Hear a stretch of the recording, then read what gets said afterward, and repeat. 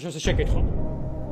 რომელი აქციის შემდეგ და მთავრობის რომელმა წარმომადგენელმა გააკეთა აღნიშნული განცხადება. საქართველოს დემოკრატიული ქვეყანა და აქციები, როცა ის მიმდინარეობს კანონის ჩარჩოებში, ის მიმდინარეობდა ყოველგვარი ექსცესების გარეშე. მაგრამ როგორც ჩანს, ჩვენ და არა მარტო ჩვენ, მთელმა ქართულმა საზოგადოებამ გაიგო, აქ გეგმა უფრო სხვა იყო. აქ გეგმა იყო იმ სცენარების განხორციელება, რომელიც დაიწერა საქართველოს ფარგლებს გარეთ. მაშინ ა.